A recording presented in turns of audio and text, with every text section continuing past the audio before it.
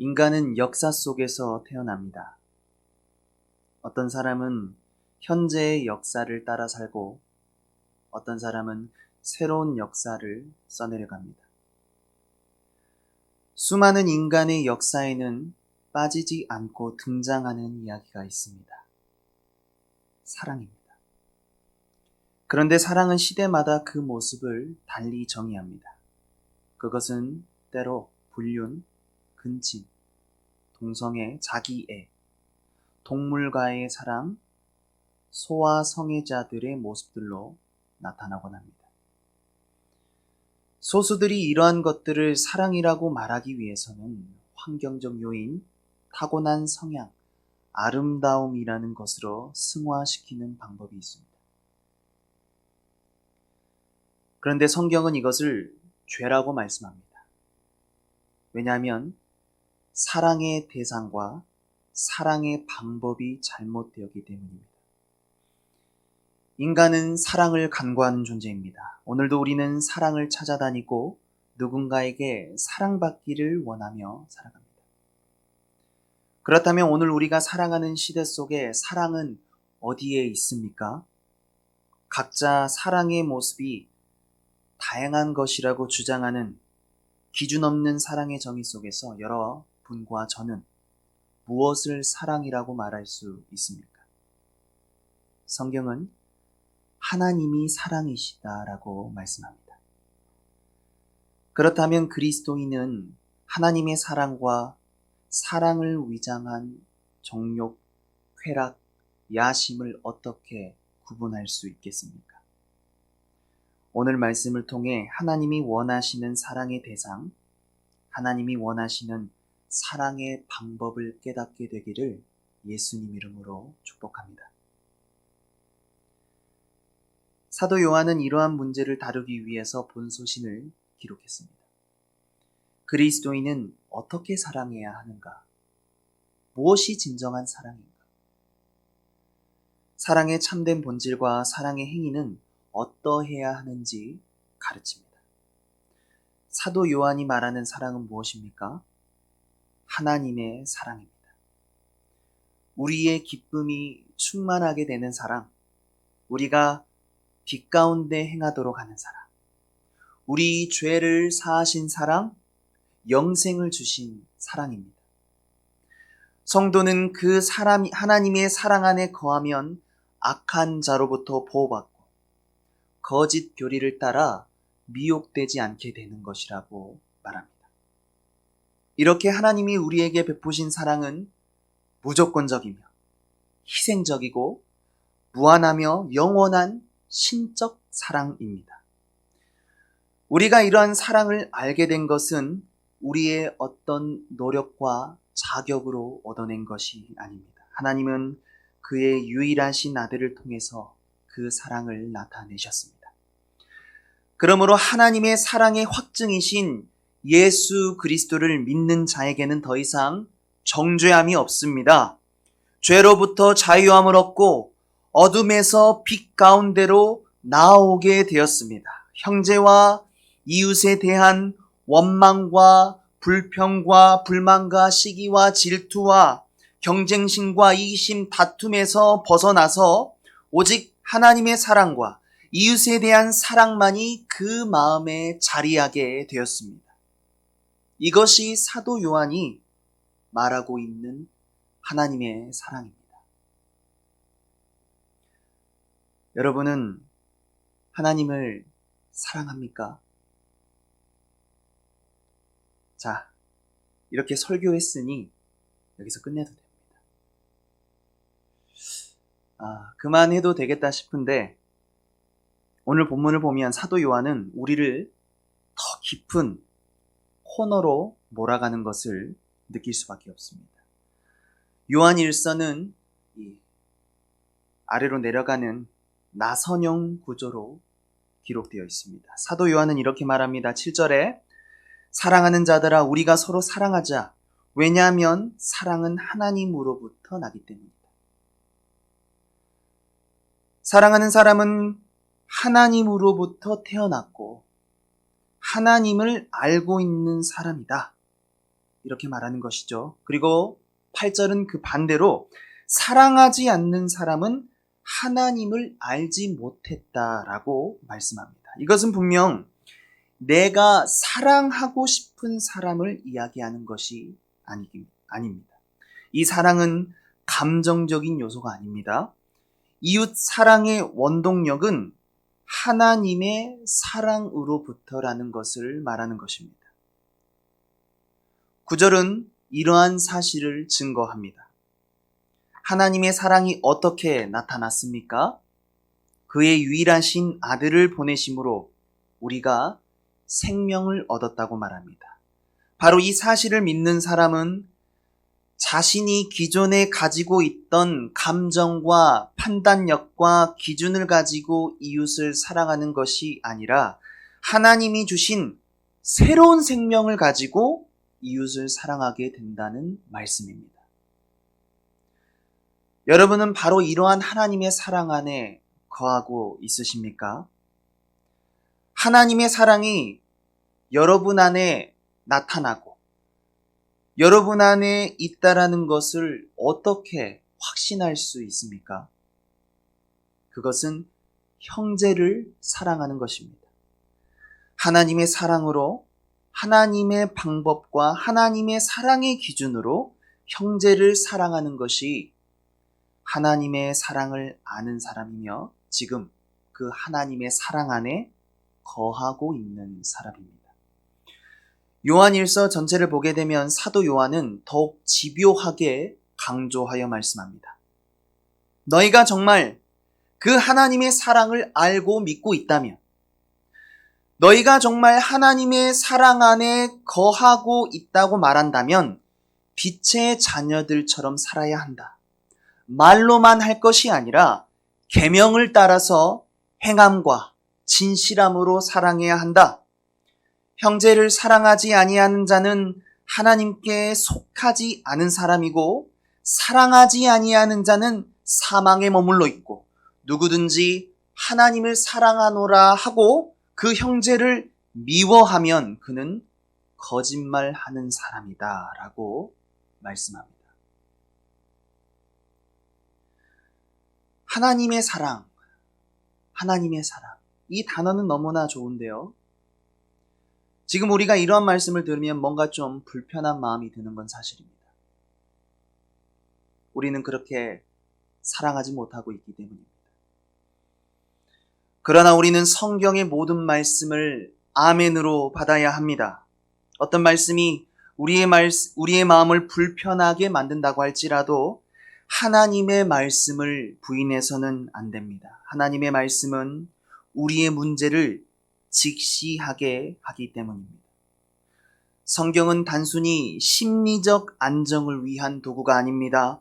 그것은 성경 말씀을 그릇되게 악용하고 오용하는 것입니다. 하나님의 말씀을 그저 단순하게 내게 주어진 상황과 환경을 쉽게 만들어주기 위한 것으로 이해해서는 안 되기 때문입니다.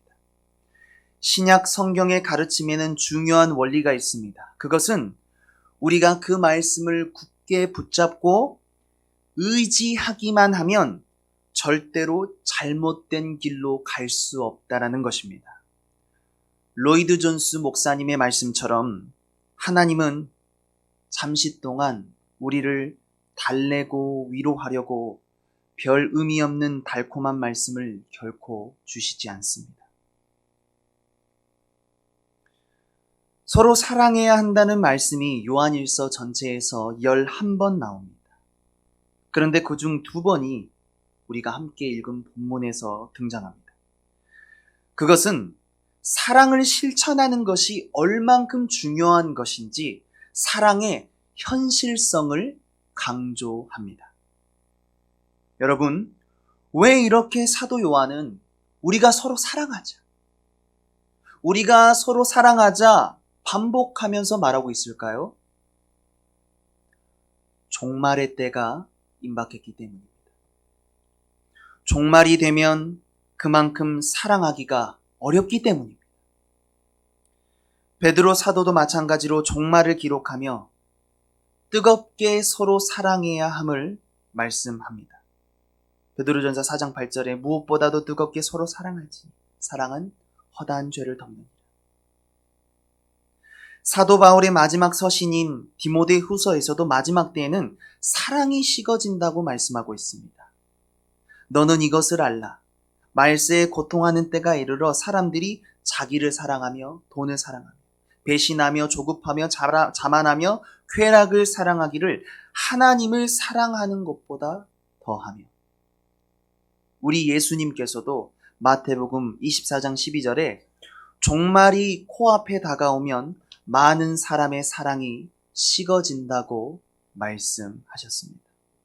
요한일서는 종말에 대한 서신입니다. 때문에 지금 사도 요한은요, 부드럽고 인자한 어조로 말씀하고 있는 것뿐만이 아니고요, 단호하고 강경한 어조로 우리가 서로 사랑해야 한다라는 것을 말씀하고 있다. 우리는 이것을 바라볼 수 있어요. 그렇다면 여러분, 이러한 때에 우리가 어떻게 하나님을 사랑하고 또 하나님의 사랑으로 이웃을 사랑할 수 있겠습니까? 10절 말씀입니다. 함께 읽습니다. 사랑은 여기 있으니 우리가 하나님을 사랑한 것이 아니요 하나님이 우리를 사랑하사 우리 죄를 속하기 위하여 화목제물로 그 아들을 보내셨습니다. 하나님이 먼저 나타내신 그 사랑을 아는 것입니다. 그 사랑을 어떻게 나타내셨습니까? 하나님의 유일하신 독생자를 화목제물로 십자가에 못 박으신 것입니다. 죄와 어둠에 갇혀서 도무지 사랑이 무엇인지 알지 못하는 우리 죄인들에게 하나님은 자기 아들을 내어주셨습니다. 우리는 이 십자가의 사건을 아주 잘 알고 있을 것입니다. 그런데 적지 않은 사람들이 예수 그리스도의 십자가의 사건을 잘못되게 이해하고 있는 경우를 보게 됩니다. 십자가는 그 무엇보다도 정확하게 알고 믿어야 할 구원의 진리입니다. 십자가에 대한 잘못된 교리는 교회 역사 속에서 많이 왜곡되어져 왔습니다. 저는 그중 잘못된 이론을 3가지 정도 살펴보려고 합니다. 첫째는 하나님이 우리를 용서하시는데 아무런 어려움이 없었다라고 말하는 것입니다. 하나님의 사랑은 매우 크기 때문에 언제 어느 순간에도 용서로 충만하다고 말합니다. 그래서 이 사람들은 십자가에서 실제로 일어난 일은 단지 하나님의 사랑을 놀라운 방법으로 보여주는 것이었다고 말합니다. 하나님은 십자가를 통해서 이렇게 말씀하시는 것이죠. 너희는 내 아들을 죽였지만 나는 여전히 너희를 용서한다. 또한 십자가의 사건은 사람의 마음을 부드럽게 하고 그 사람의 마음에 감화를 주어서 죄인들을 회개하도록 만든다고 말합니다. 죄인들은 하나님의 사랑에 감동해서 하나님의 용서를 자신의 것으로 받아들인다고 말하는 것입니다. 여러분, 맞습니까? 이러한 견해의 문제점은 하나님의 죄에 대한 엄중한 심판과 공의는 사라지게 되고 이해와 관용만 남게 된다라는 것입니다. 이러한 사람들은 하나님의 그 무조건적인 사랑을 자신들만의 방식대로 이해합니다. 어떻게 해요? 중보자 되시는 예수 그리스도의 말씀 안에 거하는 삶이 아니라 계명을 떠나서 어떠한 죄를 지어도 하나님은 무조건적으로 우리를 사랑하신다라는 주관적인 확신을 갖게 되는 것입니다. 여러분, 영화 밀양을 보게 되면 그렇죠? 주관적인 확신으로 하나님을 자기를 사랑한다라고 이야기하고 있죠. 이에 대한 D.A. 카슨 박사는 다음과 같이 말씀합니다. 오늘날 말하는 치유적인 하나님은 표면적으로 우리 감정에 호소하기 때문에 매력적일 수 있으나 이 하나님이 치러야 할 대가는 매우 크다. 결국 우리는 유한한 하나님을 생각하기 시작한다. 유한한 하나님이 무엇입니까? 내가 기준인 거죠. 하나님은 점차 축소되어 실제보다 격화된 하나님이 되신다. 이것이 바로 우상숭배다. 여러분, 성경 속에 회개한 인물들의 모습을 보십시오. 하나님께 회개할 때는요, 그 하나님의 사랑에 감동했기 때문이 아니었습니다. 그들은 회개하게 된 것은 하나님의 진노 때문이었으며 하나님의 죄에 대한 엄중한 심판 때문이었습니다. 사도행전 2장 37절을 함께 읽어보겠습니다. 그들이 이 말을 듣고 마음에 찔려 베드로와 다른 사도들에게 물어 이르되 형제들아 우리가 어찌할꼬 하거늘. 하나님의 그 진노의 죄에 대한 심판이 얼마나 그들의 마음을 괴롭게 했든지 그들은 베드로가 설교하고 있는 중에 이렇게 묻고 있는 것입니다. 우리가 어찌할꼬? 우리가 어떻게 해야 됩니까? 회개는 성령의 역사입니다. 성령이 우리에게 임하시는 첫 번째는 하나님의 사랑에 관한 것이 아니라 바로 죄에 대한 책망입니다. 요한복음 16장 8절입니다. 함께 읽습니다. 그가 와서 죄에 대하여, 의에 대하여, 심판에 대하여 세상을 책망하시리라. 죄에 대한 탄식이 없이 어떻게 진정한 회개가 있겠습니까? 이러한 견해를 분별하지 못하고 여러분 주관적인 관점으로 받아들이게 되면 십자가에 대한 잘못된 믿음에 의해서 잘못된 적용이 나옵니다. 그것은 이해와 관용의 하나님입니다.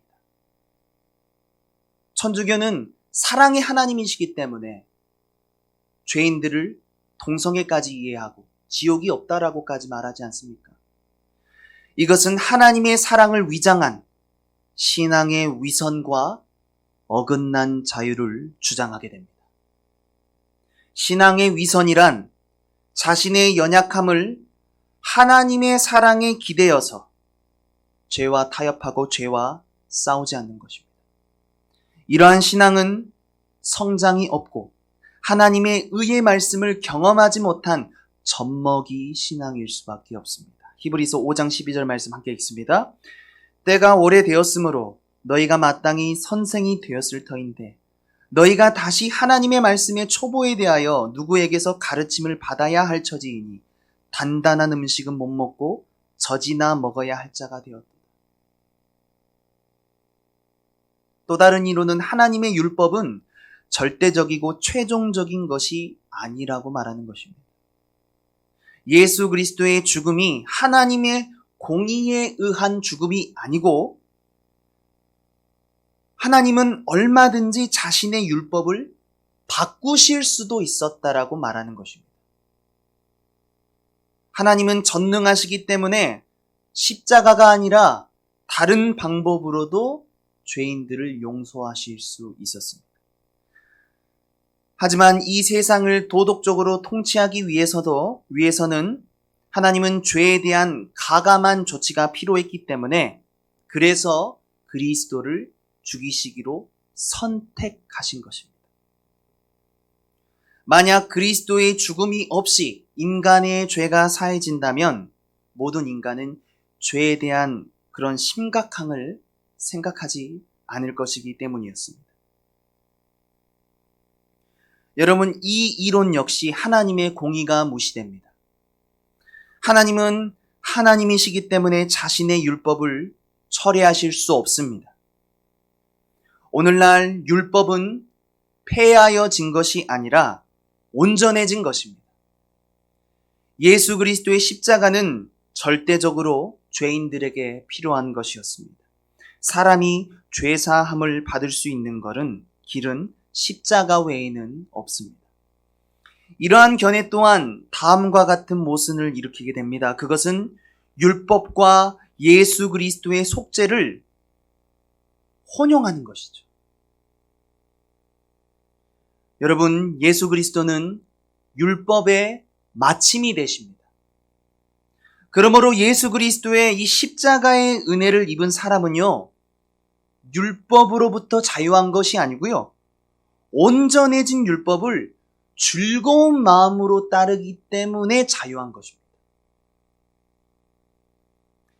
하지만 이것을 혼용하는 사람은 자신의 죄를 합리화하기 위해서 율법의 기준을 벗어나서 행동합니다. 죄는 심각한 것이라고 말하지만 하나님의 새 계명, 하나님을 사랑하고 이웃을 사랑하는 그 마음은 없는 것입니다. 마지막은 가장 최근에 유행하는 현대적인 이론이기 때문에 언급하지 않을 수가 없습니다. 그것은 대리회개설입니다. 따라해 볼까요? 대리회개설.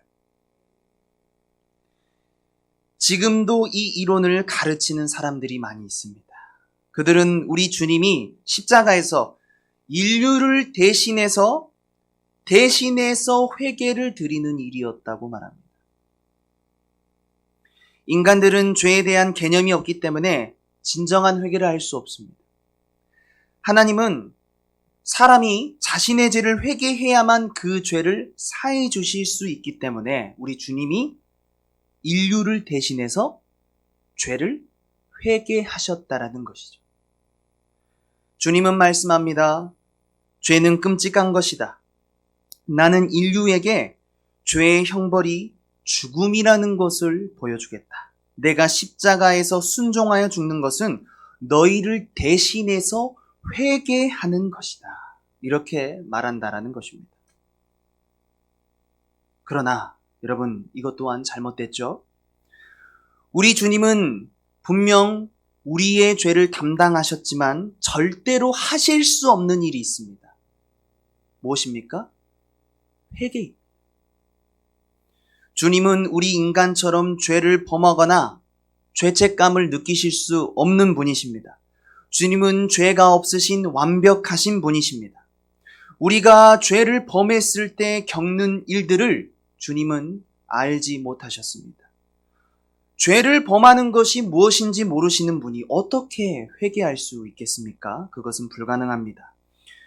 우리가 화해한다고 할 때 그것은 다투어서 관계가 깨어진 사람과 화해하지 않습니까? 이처럼 9절에서 말하는 10절에서 말하는 화목제물이란 하나님의 노여움을 달래는 행위, 수단이 됩니다. 이 제물은 하나님이 직접 취하시는 제물이며 하나님의 진노를 가라앉히기 위한 것이었습니다. 그러므로 십자가는 하나님의 사랑만이 나타나는 곳이 아니었습니다. 십자가에는 하나님의 거룩하심과 공의와 사랑이 동시에 나타나는 곳이었습니다. 죄인들에 대한 하나님의 심판이 너무나 엄중했기 때문에 예수님께서는 하나님의 공의를 이루시기 위해 죽으셔야만 했습니다. 우리 주님의 죽음은 하나님으로 하여금 우리의 죄를 덮으시고 관가하시고 용서하시도록 만드는 것입니다. 바로 오늘 이러한 하나님의 행하심이 오늘 우리에게 말씀합니다. 사랑은 여기에 있다. 이것이 사랑이다. 무슨 말입니까? 예수님께서 자기 자신을 버리고 희생하시고 죽기까지 순종하신 것처럼 너희도 이와 같이 사랑해야 한다는 말입니다. 사랑이 여기 있다. 그 사랑은 지금도 흐르고 있습니다. 누구든지 하나님의 사랑 안에 거하게 되면 영생을 얻습니다. 영생을 얻은 사람은 그 안에 살면서 모든 사람을 사랑하게 됩니다. 그것은 하나님의 사랑을 경험한 사람들에게 너무나 마땅한 것입니다. 그 사랑은 현재형입니다. 그러므로 과거에 사랑했을지라도 지금 이웃을 사랑하고 있지 않다면 여러분의 믿음을 의심해 봐야 할 필요가 있습니다. 우리 주님은 원수까지 사랑하라 말씀하셨습니다. 여러분, 우리가 왜 사랑해야 합니까? 사랑이신 하나님으로부터 태어난 사람들이기 때문입니다. 왜 우리가 사랑해야 합니까? 먼저 하나님께서 유일하신 독생자를 우리에게 주셨기 때문에, 그리고 그로 말미암아 사랑할 수 있는 새로운 생명을 주셨기 때문입니다. 왜 우리가 사랑해야 합니까? 하나님이 이처럼 우리를 사랑하셨기 때문에 여러분, 우리는 하나님께 빚진 마음으로 이웃을 사랑하는 것이 마땅하기 때문입니다. 구원받은 사람은 이 하나님의 사랑에 대한 빚진 마음이 있습니다. 사랑은 보이지 않습니다. 마찬가지로 하나님도 볼 수 없는 분입니다. 하지만 우리가 볼 수 없어도 하나님이 우리 가운데 계시다는 것을 압니다. 어떻게죠? 우리가 서로 사랑합니다. 우리가 서로 사랑하면 보이지 않는 하나님의 사랑이 우리 가운데 완성된 것으로 나타나는 것입니다. 이렇게 우리가 하나님을 사랑한다고 고백한다면 여러분, 우리는 서로 사랑해야 합니다. 하나님은 우리가 서로 사랑할 수 있도록 영원한 생명을 주셨습니다. 영원한 생명을 주신 이유가 서로 사랑하도록 하시기 위한 것입니다. 하나님을 사랑한다고 말하면서 이웃을 사랑하지 않는 모습은 있을 수 없는 일입니다. 그 사람은 하나님을 알지 못하는 사람입니다. 하나님의 사랑 안에 거하고 있지 않는 사람입니다. 역사를 보게 되면 사도 요한이 이 서신을 기록할 당시에는요, 기독교가 역사상 가장 큰 핍박을 받고 있을 때였습니다. 사도 요한은 요한 1서와 또한 요한 계시록을 기록할 당시에 도미티안 황제가 합법적으로 그리스도인들을 학살하던 시기였습니다. 황제는 온 국민들에게 그리스도인들을 죽여도 좋다라고 공포했습니다. 로마 군인들은 그렇게 잡혀온 그리스도인들을 고문하며 핍박합니다. 동료 그리스도인들이 어디 있는지 말하라. 그렇지 않으면 네가 보는 눈앞에서 너의 아내와 내 자녀를 죽이겠다. 어떤 사람은 끔찍한 고문과 협박에 못 이겨서 자신과 자기 가족이 살기 위해 동료 그리스도인들의 거처를 말하게 됩니다. 그렇게 잡혀온 다른 그리스도인들은 똑같은 고문과 신문에 굴복하지 않습니다. 이에 로마 군인들은 굴복하지 않는, 예수 그리스도를 고문 끝에도 부인하지 않는 그 사람의 그 앞에서, 그 눈앞에서 가족들을 잔인하게 죽입니다. 염소 가죽과 양 가죽을 입히고 동물의 피를 뿌려서 살고 싶으면 도망가라고 말합니다. 그리고 며칠 동안 굶주린 사냥개를 풀어서 그가 보는 눈앞에서 아내와 자녀가 사냥개에게 물어뜯어 죽게 하는 것을 보게 합니다. 이 잔혹한 박해는 2세기에도 진행 중이었습니다. 유세비우스는 자신의 저서 교회사에서 당시 상황이 이렇게 기록하고 있는데 한번 잘 들어보세요. 유세비우스가 기록하고 있습니다. 둘러서서 구경하는 사람들은 채찍으로 맞아 찢어진 그들의 몸에서 피가 흐르고 속살과 창자까지 드러난 모습을 보고서 놀랐다. 그들을 조개 껍질이나 땅 위에 놓인 창날 위에 눕혀졌다. 그리고 갖가지 고문을 받은 뒤에 사나운 짐승의 먹이로 던져졌다. 청년 게르마니쿠스는 지방 총독의 설득에도 조금도 주저하지 않았고 오히려 자기를 공격하는 사나운 짐승들을 자극해서 마침내 이 불의하고 무법한 세상에서 자유를 얻었다. 이 사람의 영광스러운 죽음을 본 군중들은 이 경건한 순교자의 용기, 그리고 모든 기독교인들의 강건한 믿음에 놀라 악인들을 죽여라 소리쳤고 그 때문에 큰 소동이 일어났다. 이때 프리기아에서 온 지 얼마 안 된 퀸투스는 사나운 짐승들과 앞으로 가해질 고문에 대한 두려움 때문에 겁에 질려 자신의 구원을 포기하였다. 여러분, 바로 이러한 상황에서 사도 요한이 말하는 게 무엇입니까? 서로 사랑하라입니다. 사랑은 모든 것을 참으며 모든 것을 믿으며 모든 것을 바라며 모든 것을 견딘다고 말씀합니다. 하나님의 사랑은 어떤 관념, 어떤 감정이 아닙니다. 하나님의 사랑은 그 무엇보다도 실제이며 현실이기 때문에 반드시 결정적인 순간 드러나게 됩니다. 사랑하는 여러분, 형제를 사랑하고 계십니까? 하나님이 보내신 교회 공동체 안에서 사랑하고 있습니까? 예수 그리스도의 핏값으로 사신 그 이웃을 여러분은 어떻게 대하고 있습니까? 오늘 지금 이곳에 우리 가운데 그 하나님의 사랑이 흐르고 있습니다. 믿으시면 아멘입니다. 하나님의 사랑은 공동체를 통해서 나타납니다. 서로 사랑하는 중에 나타나는 것입니다. 하나님의 사랑 안에 거하는 빛의 자녀는 빛이기 때문에 감춰질 수가 없습니다. 아무리 입술로 고백하고 사랑을 말한다고 할지라도 오늘 사랑하고 있지 않다면 그것은 가짜입니다. 사랑하고 있지 않으면서 신앙생활 잘한다라는 것은 거짓말입니다. 우리가 사랑하지 못하는 이유가 있다면 그것은 사랑을 감정으로 생각하기 때문입니다. 그러나 성경은 사랑을 지식이며 의지로 하는 것이라고 말씀합니다. 사도 바울은 빌립보서 1장 9절에 내가 기도하노라 너희 사랑을 지식과 모든 총명으로 점점 더 풍성하게 하사라고 말합니다. 사랑이 무엇으로 풍성해집니까? 지식으로. 사도 베드로도 자신의 서신 마지막 구절에서 그리스도를 아는 지식에서 자라가라고 말씀합니다. 또한 사랑은 의지로 하는 것입니다. 사랑에는 반드시 수고가 따릅니다. 데살로니가 전서 1장 3절 상반절 함께 있습니다. 너희의 믿음의 역사와 사랑의 수고. 믿음의 역사를 경험한 사람이면 반드시 사랑의 수고의 열매를 맺게 된다는 것이죠. 그러므로 여러분, 사랑은 배워야 합니다. 성경을 배우십시오.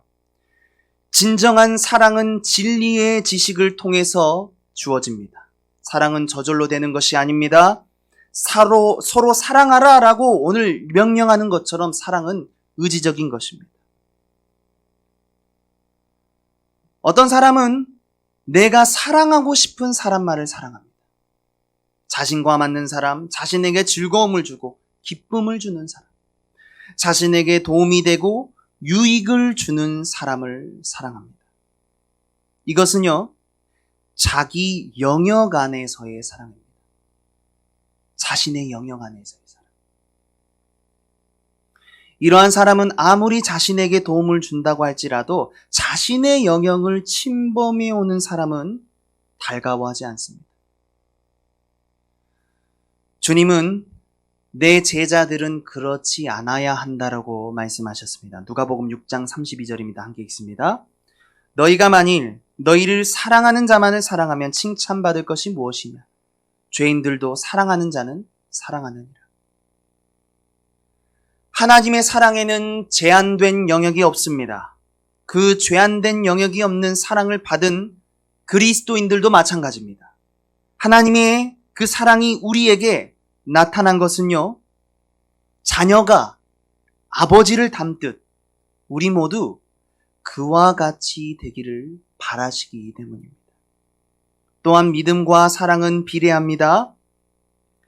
현재 나의 믿음의 시금석은 내가 사랑의 열매를 얼마만큼 맺고 있는가를 보면 그 믿음을 알 수 있습니다.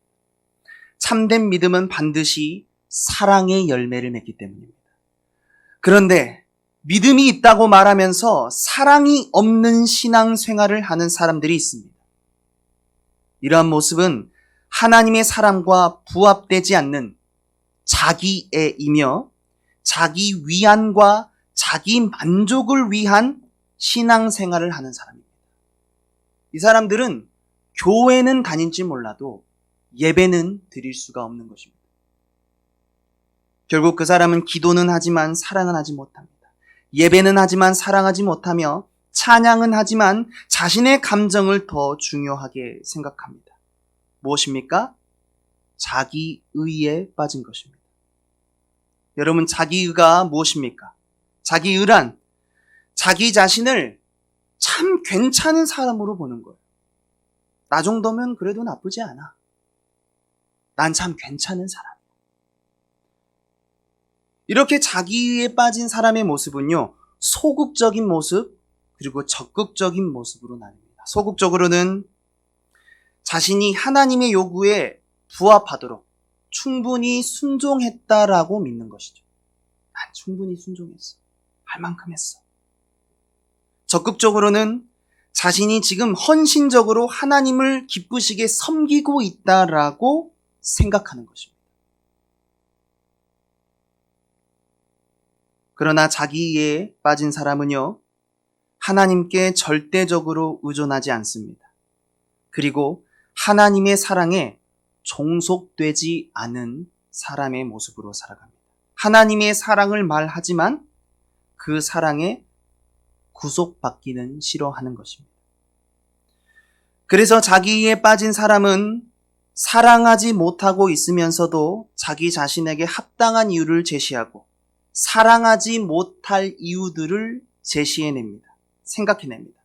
사랑하지 못하고 있으면서도 자신은 충분히 괜찮다고 생각하는 것이죠. 그러나 하나님의 사람은 아무리 사랑하지 못할 만 가지 이유가 있어도 하나님이 나를 사랑하시고 서로 사랑하라고 하신 그 단 한 가지 이유 때문에 사랑해야 하는 것입니다. 이웃을 사랑하는 방법은 아주 명료합니다. 그것은 시간과 물질을 사용하는 것입니다. 시간과 물질은 하나님이 이웃을 사랑하도록 주신 선물입니다. 선물은 서로 공유하고 나눌 때에 기쁨이 됩니다. 그러므로 자신을 위해 시간과 물질을 투자하고 사용하는 세상과는 다르게 믿음의 사람들은 교회 공동체 안에서 믿음의 형제 자매들 중에서 가장 연약하고 가난한 자들 중에서 우리에게 선물로 주어진 시간과 물질을 사용해야 합니다. 또한 하나님의 사랑이 있는 사람은 영혼을 향한 애통이 있습니다. 하나님의 사랑이 그 속에서 강권하시기 때문에 그렇습니다. 이웃을 진정으로 사랑하는 사람은 상대가 자기 자신을 바라보고 자신에게 기대도록 하는 것이 아니고요, 예수 그리스도께로 인도하는 모습으로 나타납니다. 저는 하나님의 사랑이라고 하면요, 손양원 목사님이 생각이 나요. 여러분 알고 계신가요?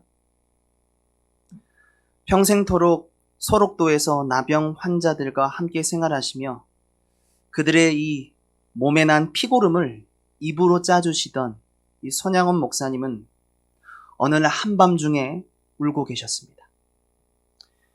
그렇게 울고 있는 손양원 목사님을 보는 나병 환자들은 의아해하면서 이렇게 묻습니다. 사투리로, 아따 목사님 뭔 큰 죄를 그렇게 저불었어? 무엇이 그라고 서러워서 우요? 목사님 말합니다. 내 속에 죄가 너무 많아서요. 아직도 내가 죽지 않고 살아있어서 그렇습니다. 그렇게 사랑의 대명사라고 알려진 손양원 목사님이 자신의 죄에서 더 사랑하지 못하고 예수님이 내 안에 살아있지 않으므로 울고 계셨다는 겁니다. 사랑하는 여러분, 주위를 둘러보십시오. 하나님의 사랑이 필요한 사람들이 얼마나 많습니까? 하나님께서 우리에게 서로 사랑하라고 반복하면서 말씀하신 것은요, 우리가 흠이 없고 완벽한 존재이기 때문이 아닙니다. 오히려 너무나 흠이 많고 너무나 허물이 많은 존재이기 때문에 서로 사랑해야 한다는 말씀입니다. 우리는 모두가 사랑이 필요한 존재들입니다. 하나님은 그러한 우리를 불쌍히 여기시고 말로 형용할 수 없는 사랑을 우리에게 부어주셨습니다. 여러분은 이러한 사랑을 정말로 알고 계십니까? 여러분은 정말 우리 주위에 일어나는 모든 일들이 하나님의 사랑이 없기 때문에 일어나고 있다는 것을 알고 계십니까? 그 문제를 해결하는 방법 또한 하나님의 사랑인 것을 기억하시기 바랍니다. 우리는 절대로 이웃에 대해서는 율법의 잣대를 들이대서는 안 됩니다. 율법은요, 내 자신에게 적용하는 거예요. 내 자신의 실수와 허물에는 하나님의 사랑 뒤에 숨어서 내 자신은 관대하게 대하면서 이웃에 대해서는 좁은 마음을 가져서는 안 됩니다. 우리는 반대로 바라봐야 합니다. 이웃에 대하여는 하나님의 사랑의 눈으로 바라봐야 합니다. 허물을 들춰내는 것이 아니라 상대의 부족함을 채워줘야 합니다. 반대로 자기 자신에게 엄격하신 예수님처럼 내 자신에게는 엄격하게 대하십시오. 그 엄격함이 바로 사랑에 빚진 자의 자세입니다. 코로나로 인해서 비대면의 삶을 살아가는 오늘 저와 여러분이 무엇보다도 돌아봐야 할 것은 사랑이 식어가는 것을 돌아봐야 합니다.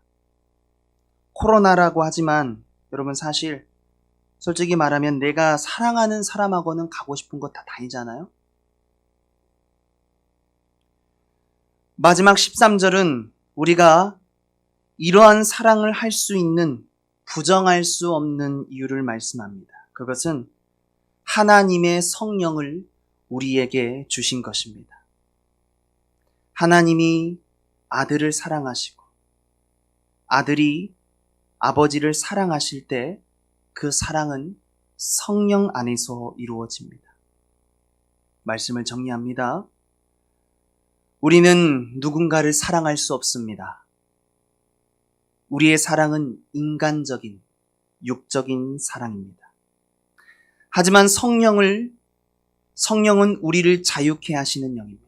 우리가 성령을 받고 그 안에 거하면 사랑하게 되고 그 사랑 안에서 자유하게 되는 것입니다. 우리가 성령의 충만함을 구해야 하는 이유도 바로 이것입니다. 하나님을 뜨겁게 사랑하는 그 성령의 사랑으로 우리는 이웃을 사랑해야 합니다. 우리 마지막 로마서 15장 30절 함께 읽고 찬송하겠습니다. 형제들아, 내가 우리 주 예수 그리스도와 성령의 사랑으로 말미암아 너희를 권하노니. 그러면서 우리가 이 찬송과 기도하면서 나아가실 때 무엇보다 하나님의 성령의 그 사랑을 간구하는 그 성령의 사랑으로 살아내는 저와 여러분 되기를 예수님 이름으로 축복합니다.